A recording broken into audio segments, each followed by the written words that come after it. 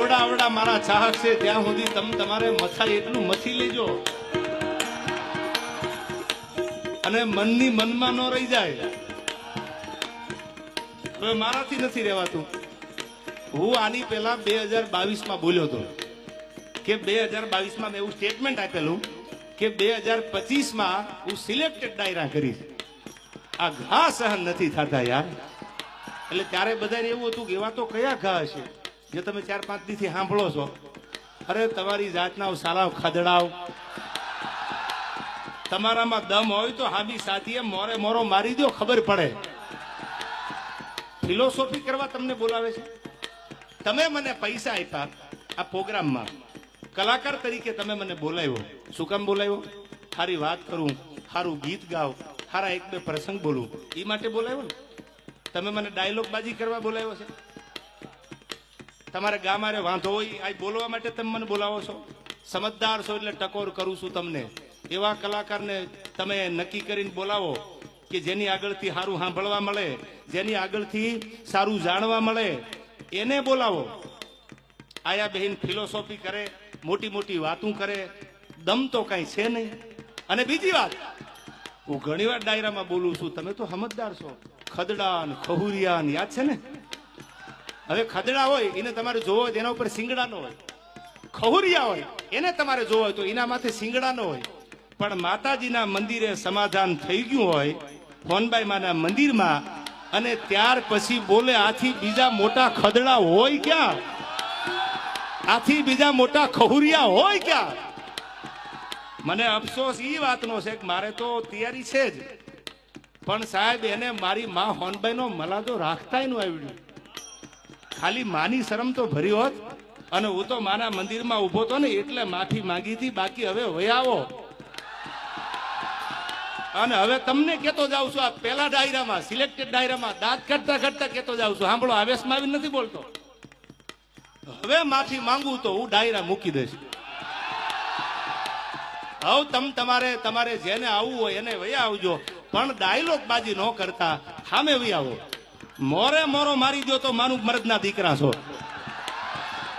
અને હવે કોઈ ભાઈડો માફી મગવી દે તો હું ભાઈડો અહીંથી ડાયરા મૂકી દઈશ. આ મારી તમને જીભાન છે. નીકળી હાલ્યા છો ગામની પ્રજાને બગાડવા યાર. સારું શીખવાડો ને, સારી વાતું કરો ને. બાયું ચડાવવાનું શું કામ શીખવાડો છો? આવનારી પેઢી છે, આ ભારતનું ભવિષ્ય છે. આમાં કોઈ કલાકાર બનશે, આમાંથી કોઈ કથાકાર બનશે, આમાંથી કોઈક ડોક્ટર બનશે, આમાંથી કોઈક એન્જિનિયર બનશે, આમાંથી કોઈક મોટો માણસ બને એવું શીખવાડો ને. આવડે તો એવી વાતો કરો, અને ન આવડે તો મૌન બની અને તમને જેટલું આવડે છે એટલું સાહિત્ય કરીને નીકળી જાઓ.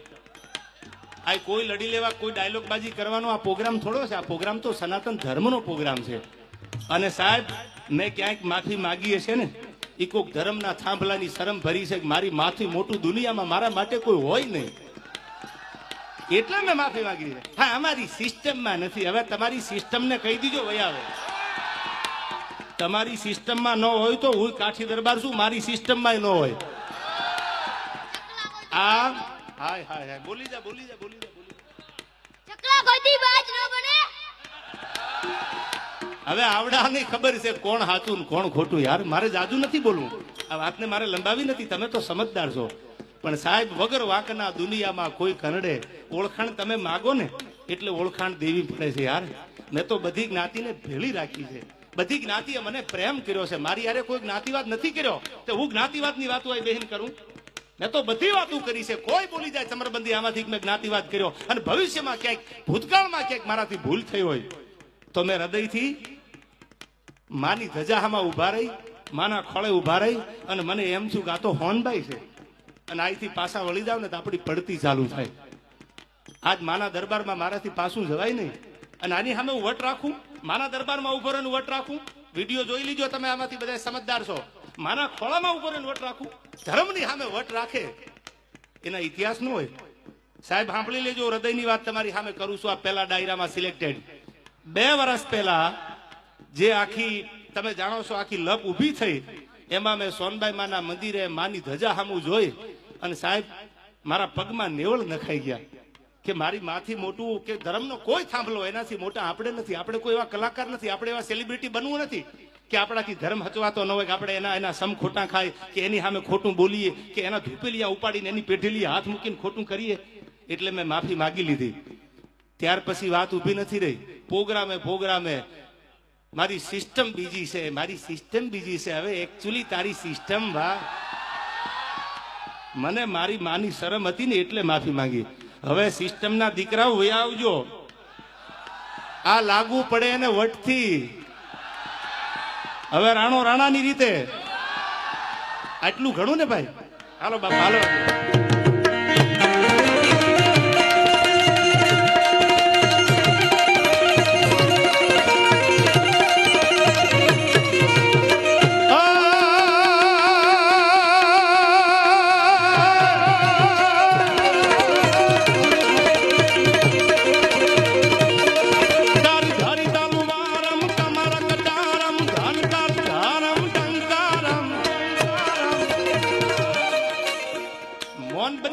મારા સજ્જન મિત્રો છે એ મને કે તમે મૌન રહીજો.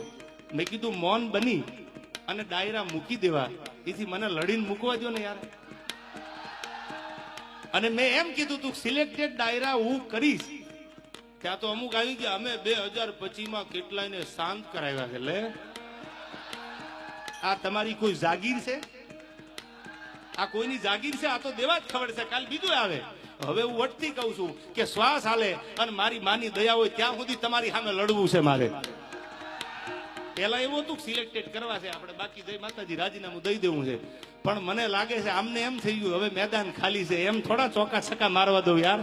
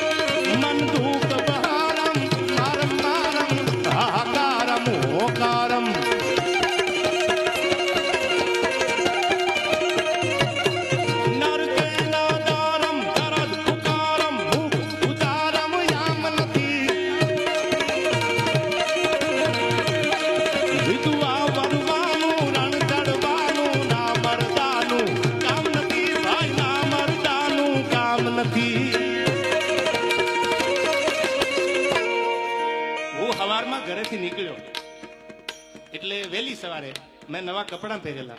સાંભળજો, બહુ સમજવા જેવી વાત. આવડતું તો બધાને હોય ને યાર, પણ એક ગરિમા છે આ સ્ટેજની. સરસ્વતીના ખોળે બેહીને આપણે સારી વાતો કરવા મળ્યા. ગામની પ્રજાને ચાઇનાના પંપ મારવા ભેળા નથી આપણે.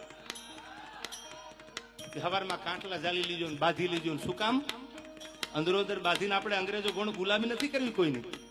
હવે સાંભળજો, સવારમાં હું કપડા નવા પહેરીને નીકળ્યો જગદીશભાઈ. એટલે કપડા નવા પહેરીને નીકળ્યો તો એક માંદણામાં ખાંદામાં ભેંસ બેઠેલી, આખી ખાંદો ભરેલી હો, આખી ખાંદો.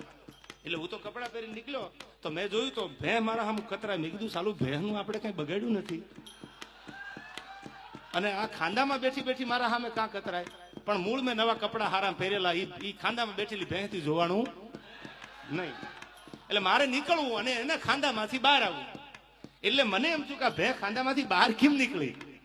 મેં તો નવા કપડા પહેર્યા હતા એટલે મને બીક હતી કે આ કપડા ક્યાંક ડાઘ પડી જાય તો મારે ગામત્રે જવું હતું. બીજા જોડી હારે હતા ને મારી બેગમાં. એટલે મેં કીધું ક્યાંક કપડા બગડે તો આપણે થોડાક છેટા હાલીએ. એટલે હું થોડોક આંખો વયો ગયો. વળી થોડીક ભેંસ બે ડગલા આગળ હાલી.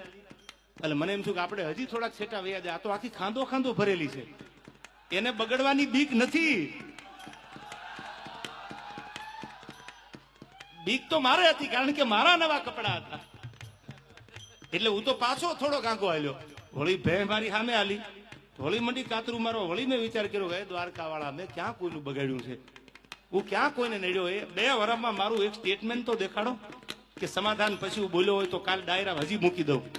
કોઈ દી ન બને. વળી ખાંદામાંથી નીકળી હામી આવી, વળી નાળામાં આંખો ગયો, વળી પાછી આવી.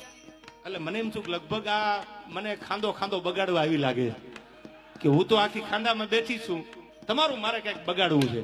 અને પછી માફ કરજો, મને મારે ન છૂટકે આ કપડા ખાંદાવાળા કરવા પડ્યા છે. તમે તો સમજુ ડાયરો છો યાર. આ મારી મજબૂરીએ કરાવ્યા છે. બાકી હું આવા સીસરા વિચારનો માણા નથી યાર. મારા વિચારમાં આવી હલકાઈ નથી ભરેલી. ઊંચા કોળનો આદમી કરે નહીં નીચા કામ, એ તો ગડપત ભાંગે ગામ, કોઈ દી ખાતર પાડે નહીં ખીમરા. આપણે તો કોકની એબ ઢાંકવાના કામ કરવાના હોય, કોઈની એબું ઉગાડવાના કામ ન કરાય. તમે કોઈનું જાણતા હોય ને તો એને ઉગાડતા નહીં, એને ઢાંકવાનું કામ કરો તો ભગવાન તમારી આબરૂ રાખે. કોઈની એબ ઉગાડવા જાવ ને તો એક દી તમારી એ ઉઘડી જાય યાર. એટલે મારે કહેવું પડે છે તમને કે કેવો છે મારો ભગવાન દ્વારકાધીશ. અને કોઈએ નહોતું કીધું ફલાણો મને કહેતો હતો તું ઊંચો હાથ કરીને, કોઈ આમાં હતા જ નહીં, એને જ ઉપાડો હતો. એટલે ઓલો બિચારો હાથે ઊંચો નથી કરતો, હું બેઠો છું, હવે તું તારું ધ્યાન રાખ ને યાર. આ મારી ઓપનમાં ચેલેન્જ છે તને. આ ફિલોસોફી બંધ કરી દે ભાઈ. માયક હાથમાં ગમે ત્યાં કોકનું આયોજન, કોકના મંડપ, કોકના ગાડલા, કોકના માયક, અને ક્યાં દાદાગીરી કરવાની જરૂર છે. આ ઓપન ચેલેન્જ છે મારી આ માધ્યમથી કે જ્યાં પેટમાં દુખતું હોય, જે રીતે દુખતું હોય, તન મન ધન, અને અહીંથી માતાજીને સમજો હામો હામયું કરવાનો હાલું તો બસ ફૂલ તૈયારી છે. મોરે મોરો આવવા દો, અને મોરો મારો મારી સામે સામે મોરો આપી અને પછી માપી લઈ આપણે કોણ કેટલા પાણીમાં છે યાર. શું રોજ ઉઠી નાહક ના યારા ગામના છોકરા બગાડો છો. હાલવા દે દ્રાગરાજ.